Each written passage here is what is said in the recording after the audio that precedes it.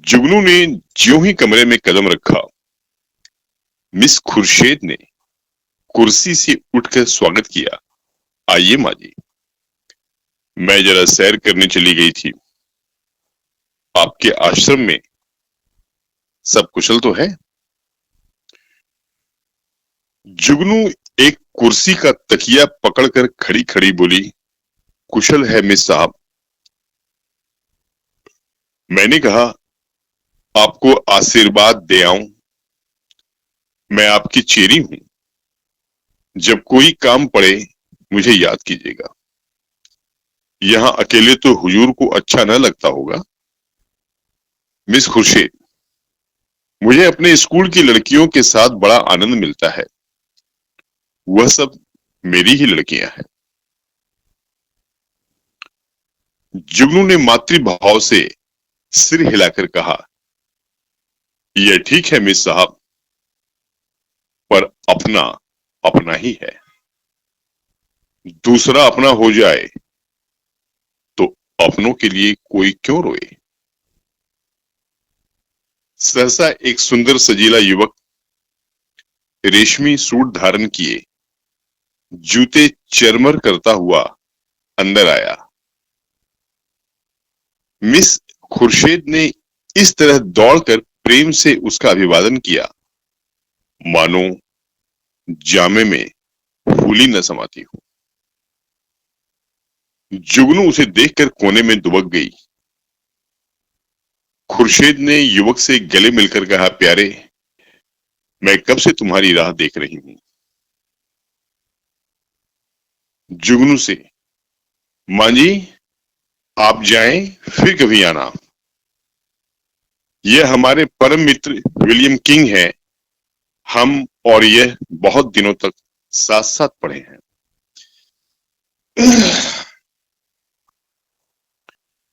जुगनू चुपके से निकलकर बाहर आई। खानसामा खड़ा था। पूछा, यह लौंडा कौन है? खानसामा ने सिर हिलाया। मैंने इसे आज ही देखा है। शायद अब कुंवारापन से जी उबा।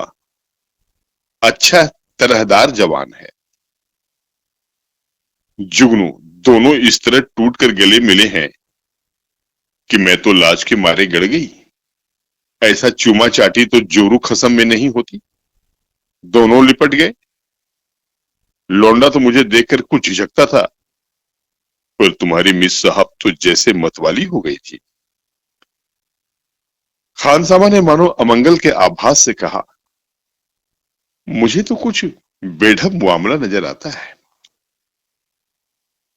जुगनू तो यहां से सीधे मिसेस टंडन के घर पहुंची। उधर मिस खुर्शीद और युवक में बातें होने लगी। मिस खुर्शीद ने कहा मारकर कहा, तुमने अपना पार्ट खूब खेला। बुढ़िया सचमुच चौंधिया गई।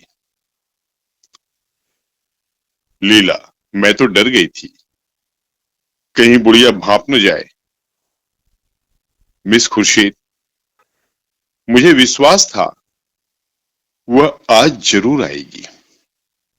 मैंने दूर ही से उसे बरामदे में देखा और तुम्हें सूचना दी। आज आश्रम में बड़े मजे रहेंगे।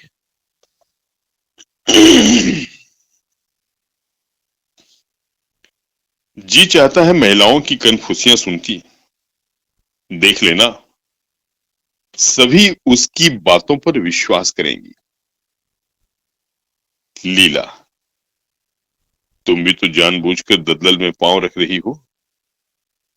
मिस खुर्शीद, मुझे अभिनय में मजा आता है। दिल लगी रहेगी। बुढ़िया ने बड़ा जुल्म कर रखा है।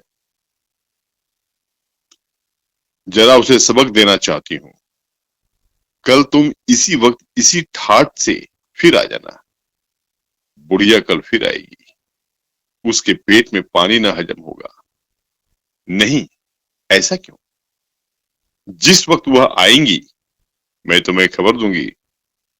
बस तुम छैला बनी भी पहुंच जाना। आश्रम में उस दिन जुगनू को दम मारने की फुर्सत ना मिली। उसने सारा वृत्तांत मिसेस टंडन से कहा। मिसेस टंडन दौड़ी हुई आश्रम पहुंची और अन्य महिलाओं को खबर सुनाई। जुगनू उसकी तस्दीक करने के लिए बुलाई गई। जो महिला आती वह जुगनू के मुंह से यह कथा सुनती। हर एक रिहर्सल में कुछ कुछ रंग और चढ़ जाता। यहां तक कि दोपहर होते होते सारे शहर के सभ्य समाज में वह खबर गूंज उठी। एक देवी ने पूछा, यह युवक है कौन? मिसेस टंडन, सुना तो उसके साथ का पढ़ा हुआ है। दोनों में पहले से ही कुछ बातचीत रही होगी।